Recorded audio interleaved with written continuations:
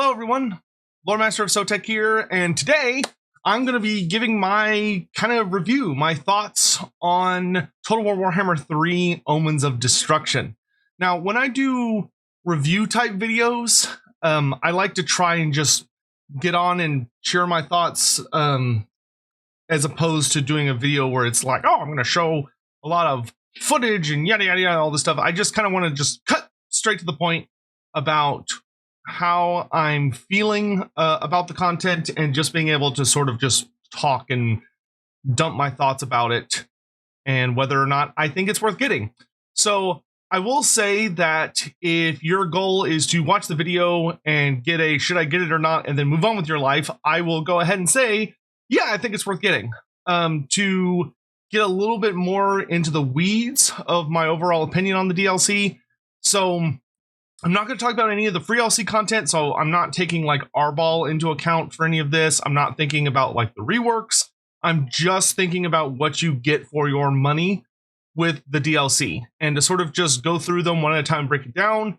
When it comes to Gorbad Ironclaw, because you can buy each of these separately, just like you could with Shadows of Change after they kind of did the update, and Thrones of Decay, you don't have to buy the entire DLC. You can just get the parts that you want, instead of needing to get the entire thing.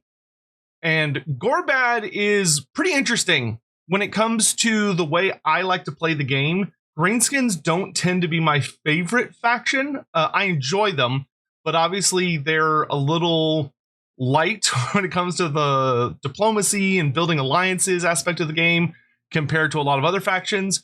But Gorbad really brings a very, very interesting mechanic to the game with his deplan system, which really rewards you very bluntly for building thematic armies, where you have all these different plans that you're able to unlock as you play through the game, which for me really scratches that itch of I enjoy unlocking things and kind of getting that completionist mindset. So Gorbad is really good for that because you have a good, I don't know, about 60-ish plans, and most of them you have to unlock by doing various things, unlocking certain techs, winning certain kinds of battles, killing certain amounts of enemies, certain units. And then once you've unlocked them, each army needs to have a certain composition of units in order to equip said plans. So it might say something like, oh, you got to have 3 units of squig herds, or you need to have at least 2 units of trolls and 3 units of orc infantry, or you've got to have Gorbad and 2 units of orc boys, or you've got to have 5 units of wolf cavalry. And it is a really, really fun system. It nearly makes it my favorite of the 3. Not quite, by just a little bit.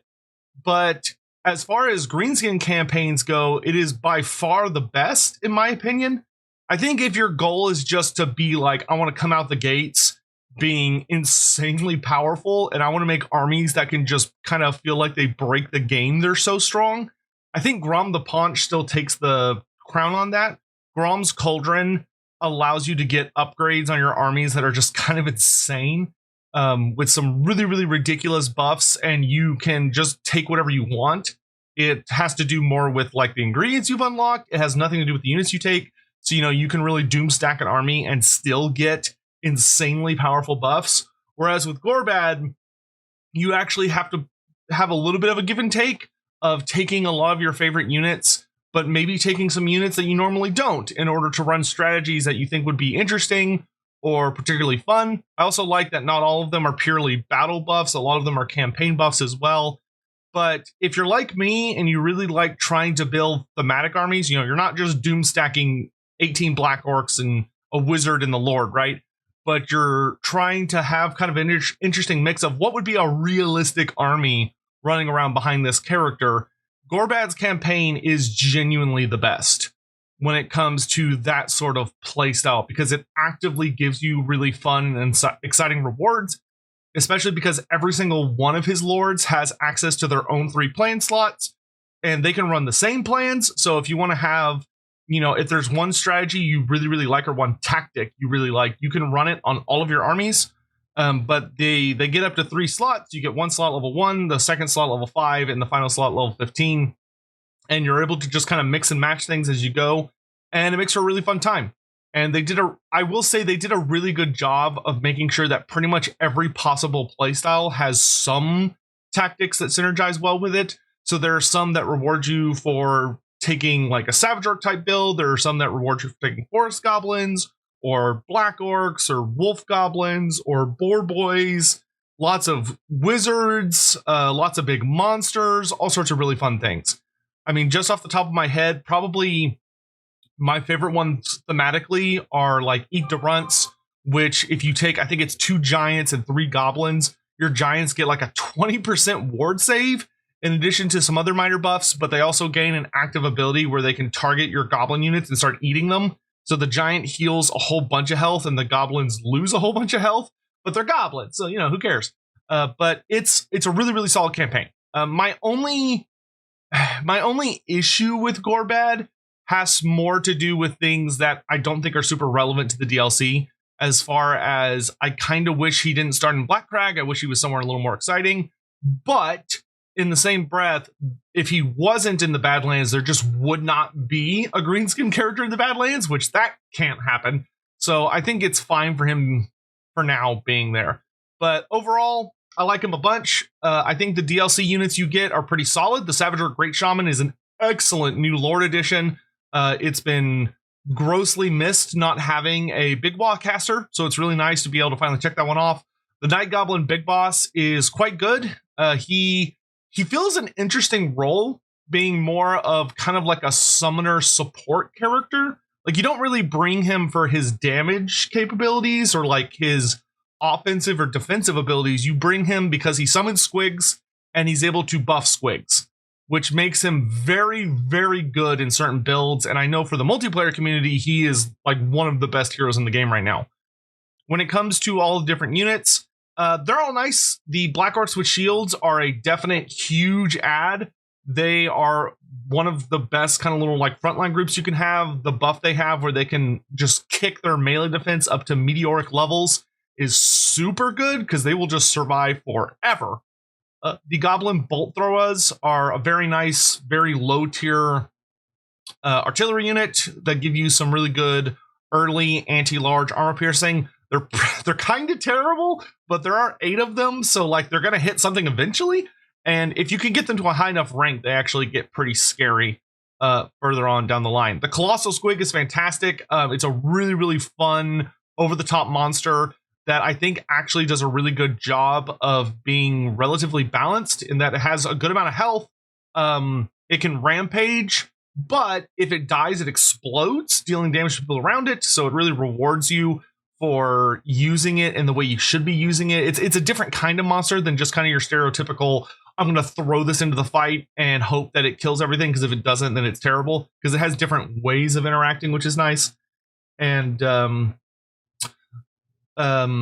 the new Ragnarok with Webflinger is quite fantastic. You know, having a nice mobile artillery piece is always good. It's got a very exotic coloration, which I think is great. I know some people aren't a fan of like the bright blue coloring, but I think it kind of gives it that really fascinating, like it comes from the deep forest where it almost has like a fluorescent I don't know if fluorescent's the right word, phosphorescent, whatever, but it like glows in the dark kind of look, and it looks very venomous and awesome and cool. And having a mobile catapult is really, really nice to see. It kind of, you know, it's sort of like a Cygor, but it's able to move much, much better and is actually quite a bit more capable of defending itself in combat. And the Mangler Squigs are just busted. I suspect very quickly those are going to get a nerf. But the Mangler Squigs, for me, are probably one of the best technical achievements of the game. They're definitely a unit worth checking out, because not only are they incredible, but they just look and sound incredible. The sound design and the visual design behind them is absolutely mind-blowing, and the team should be incredibly proud at kind of pushing the envelope animation-wise with the Mangler Squigs, because they're bonkers. So if you haven't had a chance to check them out, I would highly recommend it. But I would say Gorbad is a definite pickup. Obviously, if you'd never play Greenskins and you never want to play Greenskins and you just want nothing to do with them, then don't. But if you're not in that category, I would highly recommend giving Gorbad a chance. And he's an excellent, excellent, excellent DLC to pick up. especially if you're a Skarsnik enjoyer. Gorbad's campaign really gives the goblins in particular a lot of new toys, which is great. So moving on to Skulltaker. Skulltaker is excellent.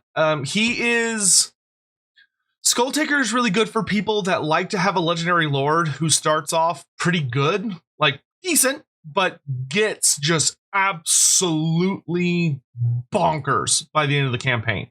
Like gets so strong that he can probably solo just about anything, anywhere in the game by himself. Like his army is going to be incredible too, but he is horrifying once he gets going.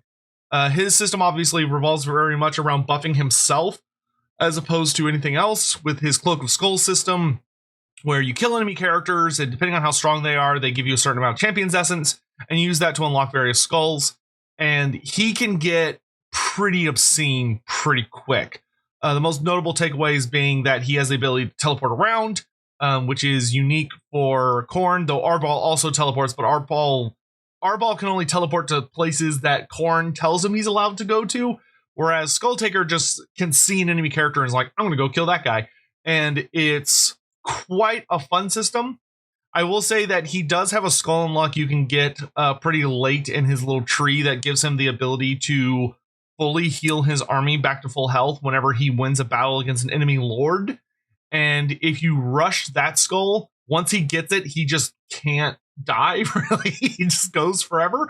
Luckily, it takes quite a bit to unlock, but he has all sorts of fun ones where like he gets bonus experience based on how much experience the enemy character has. That one's really good. Skulltaker is able to get to level 50 pretty much faster than I think any character in the game by a lot. And then you also can get upgrades where like for every skull unlock you've taken, you get bonuses to your offensive stats. And there's another one that gives you bonuses to your defensive stats, which I want to say there's about 30. I'm pretty sure there's 30 skull unlocks. So his stat line just gets absolutely insane by the end of the campaign.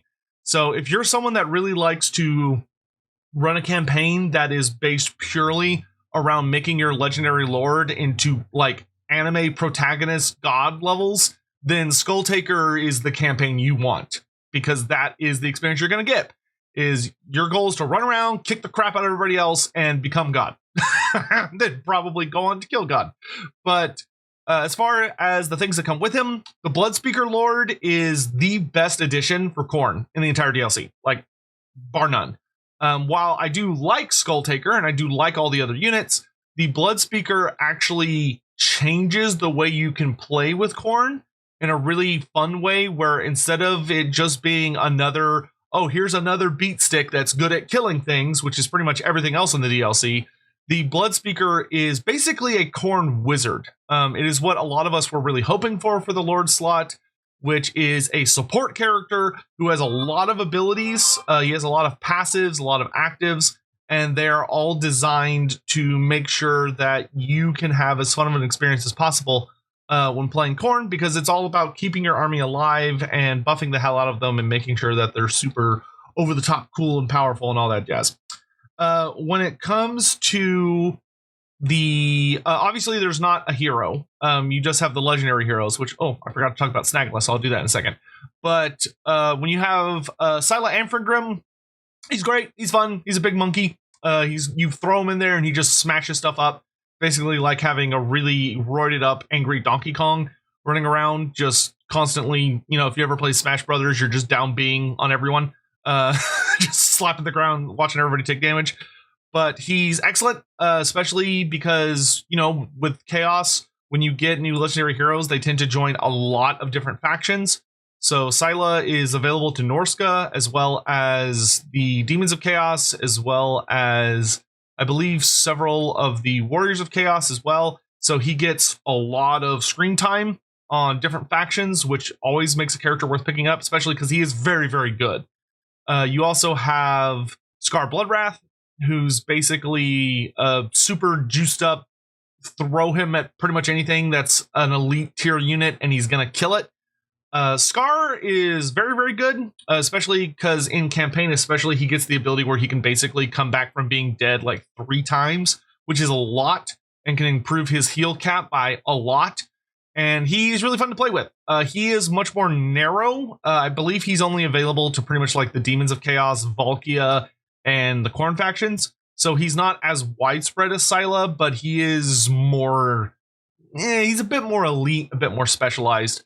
But they're both excellent heroes. They do kind of what you would expect them to do. Scylla is better for kind of large disruption and dealing significant amounts of damage to things that are not as heavily armored or don't have as high of melee defense, but he's really good against large amounts of enemies, especially because he deals damage over time as he's in combat. Scar Bloodwrath is better as kind of like a super killy duelist who also is very good against elite targets, so really powerful enemy characters, really powerful high tier enemy units and stuff like that, and he's good at chewing them out and spitting them out and being able to take lots of damage because he can heal a incredible amount of health back once he gets going, which is pretty solid.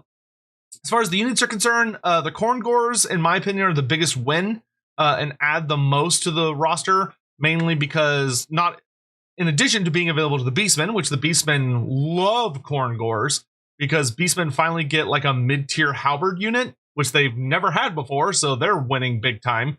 But for Khorne, it's also a pretty nice addition of having a lower tier halberd unit, because you can get them far earlier than your Chaos Warriors with halberds. But the big thing is they add Vanguard deployment and a significant amount of speed to the Khorne roster while still having that kind of aggressive anti-large focus. So they're an excellent unit to add to the Khorne roster more because of their utility. Whereas for the Beastmen, they're an excellent add because of their kind of more defensive additions that they provide as a halberd unit, giving the Beastmen some more reliable anti-large. But for Khorne, they're a really, really nice kind of early game unit of giving you a really mobile halberd unit. And for people that enjoy multiplayer, the Khorne Gores, I think, are probably going to be a staple in a lot of Khorne builds because of the Vanguard deployment, which is something that Khorne does not necessarily have in abundance. But they look fantastic as well. The Slaughter Brute is a really gorgeous model. It's not performing the best right now because kind of what I talked about earlier with the Colossal Squig, the Slaughter Brute is sort of meant to be the big, killy, nasty monster thing, and he's not necessarily performing that role as good as he should if you compare him against his kind of cousin that shares a very similar design, which is the Mutalith Vortex Beast. But the Mutalith brings a lot of abilities to the table and like passives and things that make him deadly and a little bit more diverse in how he deals damage, whereas the Slaughter Brute is just by beating people to death, and he's just not, I don't think he's quite there yet, but that's easy to fix. That's something that can be fixed easily with just a patch. But the model looks absolutely amazing, has incredible sound design, and it makes for a really cool centerpiece for Khorne armies because it is considerably larger than any other monster you're going to be taking to the field. So if you do like big monsters, it's an awesome addition. It's just one of those things that I think is probably going to need a slight tune-up pretty quick after the DLC, so probably in January. When it comes to the other units, the Wrathmongers and the Skull Reapers, Khorne, this is the last DLC Khorne will ever get. And you can kind of tell that they were sort of just looking for things that they could add in. And the Wrathmongers and Skull Reapers are good. They're quite nice. The Skull Reapers, the best way I can describe them is instead of taking like Chosen, you can take Skull Reapers, which are much, much faster. So they're considerably faster running across the battlefield. They're far more aggressive, but they have the trade-off of less armor. So they're good at dealing an incredible amount of damage. They're really good at throwing into enemy infantry and just chewing them up and spitting them out. But they are very, very vulnerable to missile fire or other like elite tier enemies. But if you like running Marauder-centric builds, they make for a very, very fun and thematic kind of top tier unit that allow you to kind of keep that Marauder aesthetic, so to speak. The Wrathmongers are fantastic. Wrathmongers with their big hammer flails, they're basically just your super elite unit. There's not a lot of them, but you can throw them at pretty much anything and they'll beat the brakes off of it. I suspect that those two might also see some interesting tunes when we get, into the patches that come after the DLC. But they look fantastic. They have fun animations, and Khorne, there's only so many ways you can beat something to death in melee. So I think CA's kind of exhausted all of those options. But we do have all those things. And that leaves us with the Blood Beasts. The Blood Beasts, they look cool. They're basically like a unit of miniature Scylla Amphigrams. They have a lot of disruption, so you can throw them into an enemy and they just send people flying all over the place. They haven't quite found their niche in the roster yet, but that will come with time. But they do look good. If you like running armies that are less of that Chaos Warrior aesthetic and more of like horrifying, servants of the Blood God that aren't as interested in armor aesthetic, the Blood Beasts are excellent for that. That being said, between like the Minotaurs of Khorne, the Chaos Spawn, and now the Blood Beast, that kind of monstrous infantry role is very, very congested in the Khorne roster, and the Blood Beasts haven't found their spot yet. But they look great, they sound great. They're a very fun unit. They're very fast and able to do lots of cool things. And I suspect once CA kind of figures out what they want to do with them in a future patch, as far as like kind of fine tuning them, they'll have a really good proper place within the roster. So I would say that overall it's really, really good. Once again, if you want a campaign that's more about the character, like the leader, then Skulltaker, I would say, is a must-have. If you are someone that likes building up beastmen, I would highly recommend the Khorne pack. If you're someone that you want as many tools in the toolbox as you can for Khorne, I'd recommend the Khorne pack. If you don't really fall under those categories, I would say you could probably pass on it for now and wait for like a more heavy discount sale maybe later in the future. Like, it's really, really good, but it is also a bit more of a specific focus compared to what the other campaigns offer. Although it's super fun, like I have had a ball with Skulltaker, I would say it's the least interesting of the three. And that takes us to our last one, though I will do a quick addition note of that. The Snagla Grobspit hero for the Greenskins, excellent, S tier. Snagla has like one of the best skill trees he has the best skill tree of the new heroes. Like Bragg the Gutsman, Scylla and Scar Bloodwrath, their skill trees are okay. They're not very interesting. They are good at beating people to death, and they get better at beating people to death, which, like, cool, great. But Snagla Grobspit for the Greenskins makes like all of your spider units insane. Like, I much prefer legendary heroes that are support focused, where they take a unit in your army and they make them like god tier, so you build an army around that theme. Whereas Scar Bloodwrath and Silent Amphigram are more like, I'm going to beat the shit out of that guy, and you just make them better at doing that, which is fine. I just don't find that as interesting. But yeah, so Snagla just adds like another great point to the Greenskins, because you can build 4 Goblin army around them and it feels really, really powerful. Anyway, so Goldthrug Maneater. Amazing. Amazing campaign. It is so fun.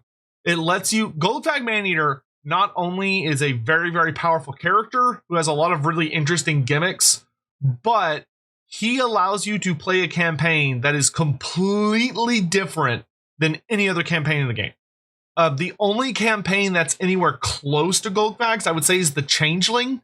But the Changeling, there's a lot of really fair criticisms that are leveled at the Changeling, as far as a lot of people feel that his campaign is too baby mode, that it is far, far too easy. You just kind of turn your brain off and just have fun, like screwing with people. You know, you're the ultimate trickster, but it's borderline impossible to lose that campaign as it currently stands, which I don't think is necessarily like a terrible evil, because the campaigns are what you make of them. But if you're looking for a challenge, the Changeling is kind of not it. Unless you're like making your own challenge of like, I want to try and accomplish these schemes by like this time frame or something like that. You kind of have to make your own challenge out of it, as opposed to the game presenting you with one. Goldthrug is a different situation where you can be very, very challenged. That you will basically pick an employer and you work for that faction until you hopefully accomplish the contract by basically just beating the snot out of their enemies.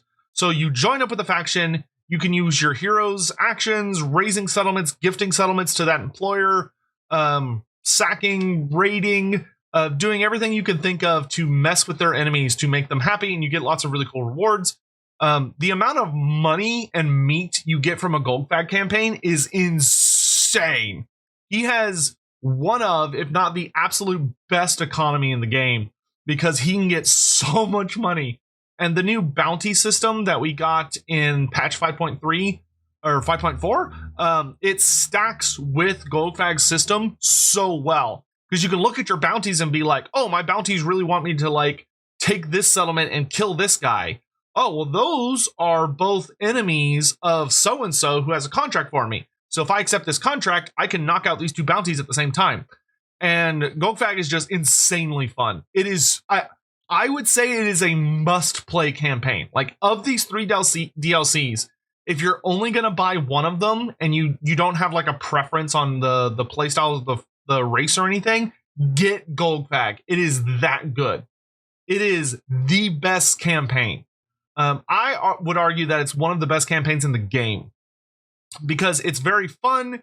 It's still quite easy and possible to lose, as you can accidentally get involved in contracts that get you in a lot of trouble, which I have done numerous times. I accept a contract thinking I'm being very smart and end up getting the absolute snot slapped out of me. But it allows you to really enjoy playing that thing of like choosing which AI factions you want to support, whether because you think that like, oh, well, so-and-so is really cool, so I want to support him, or you just care about the money. You also get unique rewards, so you can get items that ogres normally don't have access to, and the flavor text for them is really fun because it's from an ogre perspective. So you'll get items you might recognize, but it has like an ogre's view on the item, which is really fun. And you also get a lot of unique banners that can only be equipped on Maneater units or Goldthrug himself. They give you access to abilities and passives that normally are exclusive to other races. So you can get things like the Pigeon Bomb from the Empire Engineer, or I've seen like the Kislev ability where they become unbreakable if their leadership gets too low, or all sorts of just really fun and goofy things. Like I've seen some bizarre Cathayan passives you can get access to, or Greenskin ones, or like the Norska Berserker system. Like you can get a lot of really, really fun gimmicks out of going crazy with Goldthrug. Highly recommend. The new Paymaster Lord is fantastic. He's a really, really good support lord that fills a really nice niche next to the Tyrant and the Slaughtermaster, which is fantastic. That's what you want from a support character, is he's all about throwing out buffs and giving you a lot of really cool things there. Bragg the Gutsman is an excellent legendary hero. Ogres traditionally have not had the best access to like good, solid, I'm going to kill that big thing over there. Anti-infantry tends to be more their focus, but Bragg the Gutsman will absolutely demolish large enemies, which is fantastic. And he causes a lot of like really nasty leadership type effects.